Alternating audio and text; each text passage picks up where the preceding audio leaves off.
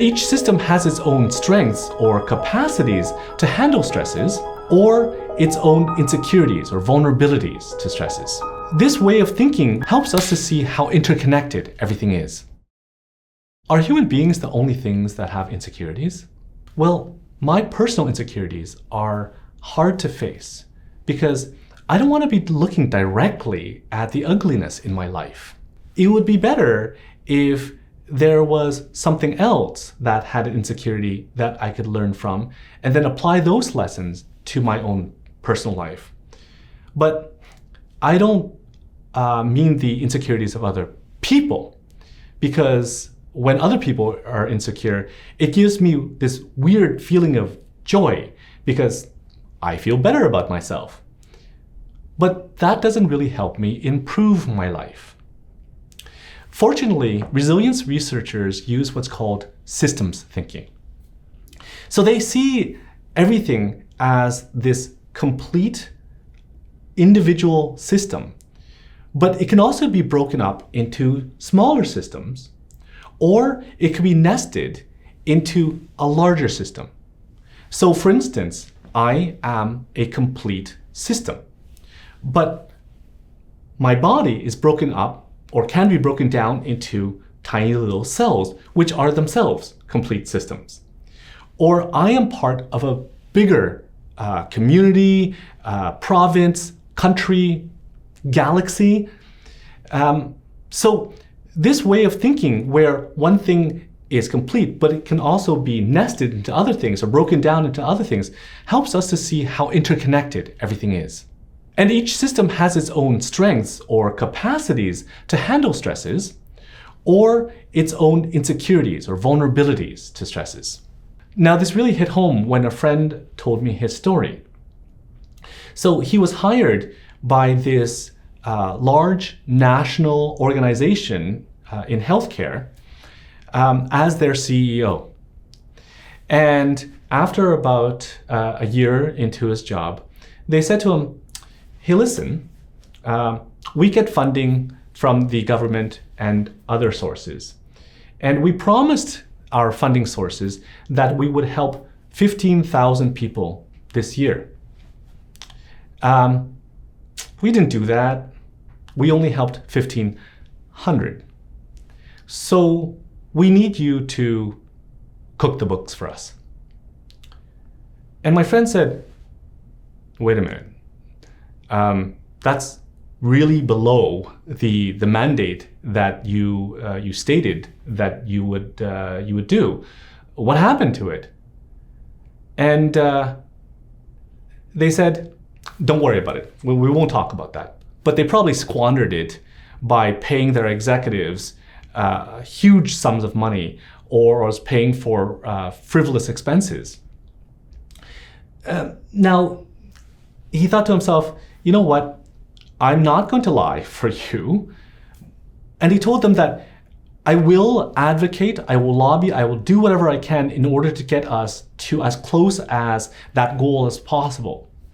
And they said, "Nah, we're not interested. Lie for us or you're fired." So my friend had a choice. He could lie for them and compromise his own integrity, or he could say no and be fired.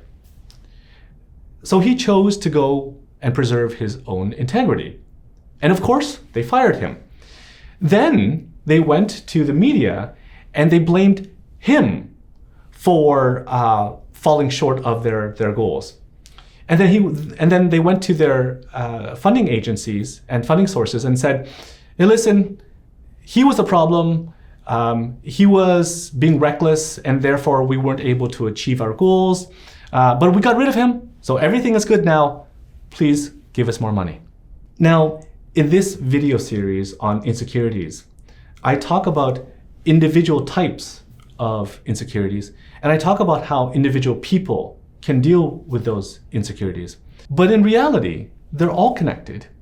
And one person or system's insecurities can have significant effects on other systems' insecurities.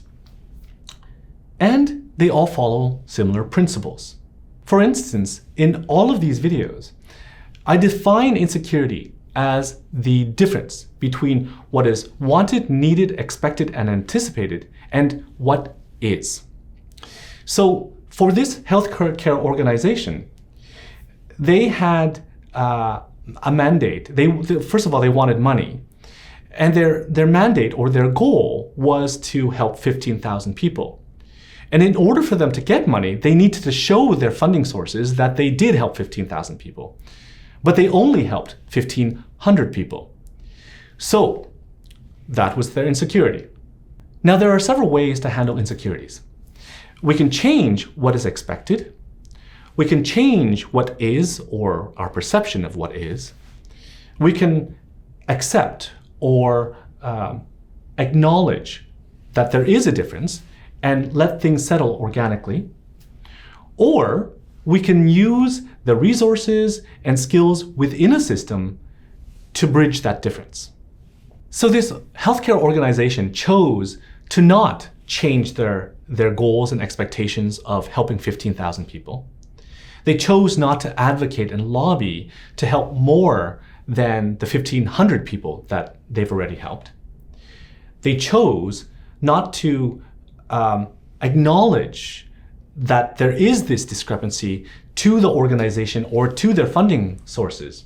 What they did choose to do was to use their resources and connections with the media to lie about what happened, to publicly hurt my friend, to rob 13,500 people of the help that they should have gotten, to defraud the taxpayers who are paying for their funding, and to rob all the other agencies that wanted more funding because this organization was fraudulently getting sums of money that they did not deserve.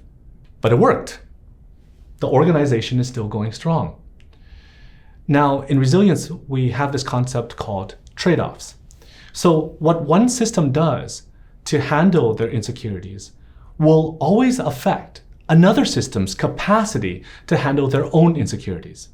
If I'm able to make people aware of this fact, then hopefully we can choose to use strategies that will help us overcome our own insecurities, but minimize the detriment to the systems around us, so that the system that we're all a part of doesn't break down as well.